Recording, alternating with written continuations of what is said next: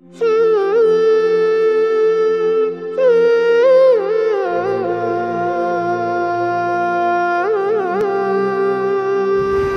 علیکم عزیز طلباء و طالبات، 11ویں جماعت سے اردو اس مضمون کے حصہ نظم سے ہم دوسری نظم جو صنف کے اعتبار سے نعت ہے، جس کا عنوان ہے نعت رسول اور اس کے شاعر ہیں حافظ جالندھری، آج اس کا مطالعہ کریں گے۔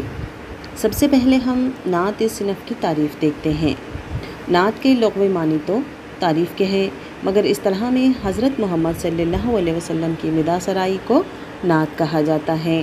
اس صنف شاعری کا آغاز عربی زبان میں حضور صلی اللہ علیہ وسلم کے زمانے سے ہوا اور حضرت حسان بن رضی اللہ تعالیٰ عنہ ثابت اور حضرت کعب رضی اللہ تعالیٰ عنہ بن زہیر جیسے مشہور صحابی شعراء نے اس صنف کو خوب پروان چڑھایا۔ عربی فارسی سے ہوتی ہوئی یہ صنف اردو میں آئی اور کافی مقبول ہوئی۔ نعت میں آپ صلی اللہ علیہ وسلم کی تعریف و توصیف کے علاوہ آپ صلی اللہ علیہ وسلم کی سیرت کے واقعات بھی بیان کیے جاتے ہیں، جیسے آپ صلی اللہ علیہ وسلم کی ولادت، آپ صلی اللہ علیہ وسلم کی ہجرت، واقعہ معراج وغیرہ۔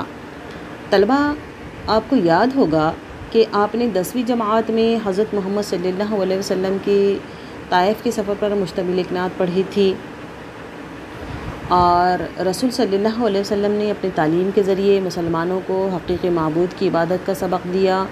آپ صلی اللہ علیہ وسلم نے سماج کے پچھڑے ہوئے لوگوں کو ان کی پرہیزگاری کے سبب اونچے مرتبے پر بٹھایا۔ امیر، غریب، غلام، آقا، سب کو آپ صلی اللہ علیہ وسلم کی تعلیم نے برابری کا حق دیا۔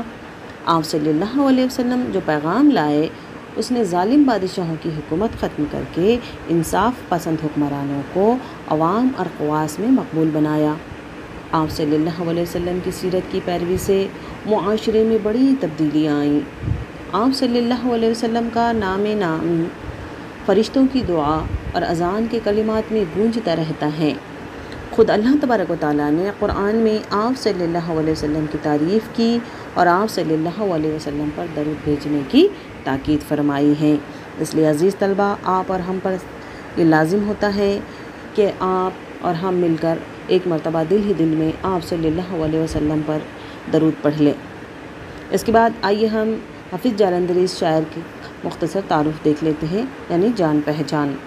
حافظ جالندھری 14 نومبر سن 1900 عیسوی کو بمقام جالندھر، جو ریاست پنجاب کا ایک مشہور شہر ہے، وہاں پر آپ کی پیدائش ہوئی۔ آپ کے والد مولوی شمس الدین حافظ قرآن تھے۔ حافظ نے پہلے قرآن حفظ کیا، بعد میں انگریزی تعلیم حاصل کی۔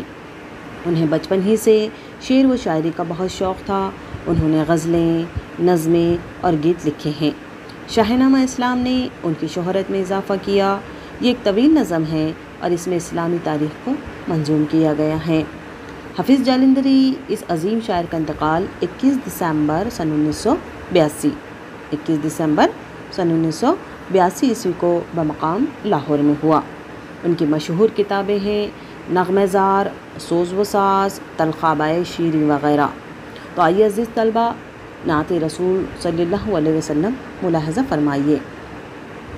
محمد مصطفیٰ صلی اللہ علیہ وسلم مہر سپہر اوج عرفانی، ملی جس کے سبب تاریک ذروں کو درخشانی، کیا ساجد کو شیدا جس نے مسجود حقیقی پر، جھکایا عبد کو درگاہ معبود حقیقی پر، دلائے حق پرستوں کو حقیقی زندگی جس نے، کیا باطل کو غرق موجۂ شرمندگی جس نے، غلاموں کو سریر سلطنت پر جس نے بٹھلایا، یتیموں کے سروں پر کر دیا اقبال کا سایہ، گداؤں کو شہنشاہی کے قابل کر دیا جس نے، غرور نسل کا افسون باطل کر دیا جس نے، وہ جس نے تخت اوندھے کر دیے شاہان جابر کے، بڑھائے مرتبے دنیا میں ہر انسان صابر کے، دلایا جس نے حق انسان کو عالی تباری کا، شکستہ کر دیا ٹھوکر سے بت سرمایہ داری کا، وہ جس کا ذکر ہوتا ہے زمین و آسمانوں میں، فرشتوں کی دعاؤں میں، مؤذن کی اذانوں میں، وہ جس کے معجزے نے نظم ہستی کو سنوارا ہے، جو بے یاروں کا یارا بے سہاروں کا سہارا ہے، ثنا خواں جس کا قرآن ہے، ثنا ہے جس کے قرآن میں، اسی پر میرا ایمان ہے، وہی ہے میرے ایمان میں۔ بے شک۔ تو عزیز طلبہ، آپ ملاحظہ فرما رہے تھے نعت رسول، اور انشاءاللہ اگلے ویڈیو میں ہم اس نعت کا خلاصہ اور ساتھ ہی الفاظ کے معنی بھی دیکھیں گے۔ خدا حافظ۔